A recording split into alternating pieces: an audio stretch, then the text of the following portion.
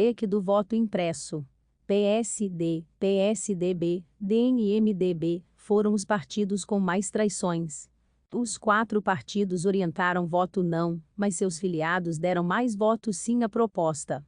No total, 113 dos 448 deputados que votaram não obedeceram à orientação partidária, 25%.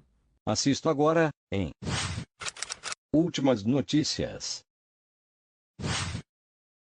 Os deputados federais decidiram na noite da terça-feira, 10, rejeitar e arquivar a proposta de emenda à Constituição, PEC, que propunha o voto impresso em eleições, plebiscitos e referendos, em uma derrota para o presidente Bolsonaro, veja mais abaixo.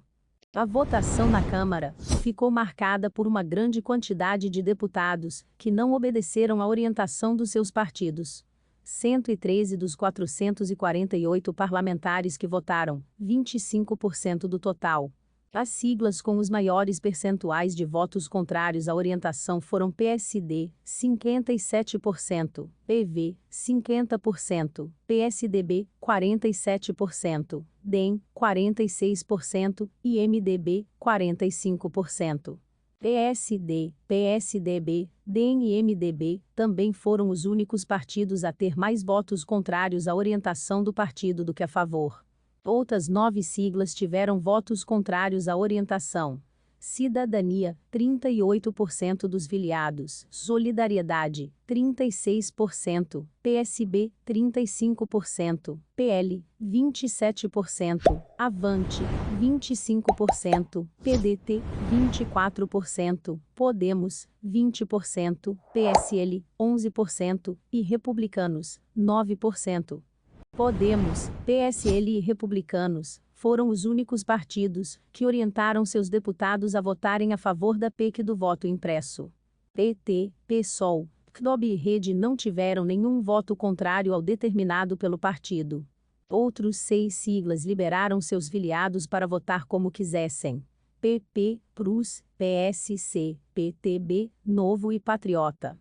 Único deputado sem partido, Rodrigo Maia, votou contra a PEC. Veja todos os percentuais na tabela abaixo. Durante a votação, alguns deputados que participavam remotamente da sessão reclamaram ao presidente da Câmara, Arthur Lira, que não estavam conseguindo registrar o voto pelo celular. Foram os casos de Alexandre Padilha, PT São Paulo, e Gonzaga Patriota, PSB Pernambuco, por exemplo. Ambos se posicionam contra o voto impresso, mas aparecem no registro da Câmara como ausente. A rejeição da PEC do voto impresso representa uma derrota para o presidente Jair Bolsonaro, que, sem apresentar provas, vem falando em fraude no sistema de votação por meio da urna eletrônica. O presidente da República também tem feito acusações sem fundamento a ministros do Supremo Tribunal Federal, STF, e do Tribunal Superior Eleitoral, TSE.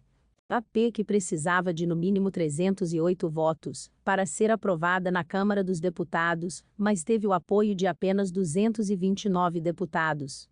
Outros 218 votaram contra a PEC, 64 não votaram e 1 se absteve. Os 64 deputados ausentes, entre eles vários parlamentares de legendas governistas, contribuíram para a derrota de Bolsonaro. Por ser presidente da Câmara, Arthur Lira, PP Alagoas, é o único que não vota.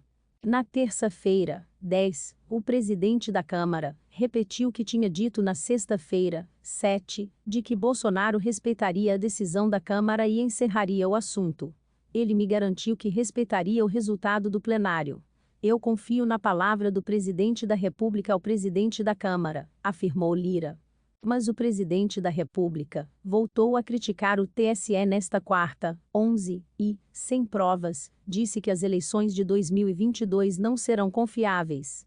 Bolsonaro mentiu ao dizer que metade do parlamento votou a favor do voto impresso e que os 218 que votaram contra a PEC e os 66 que se abstiveram ou se ausentaram foram chantageados.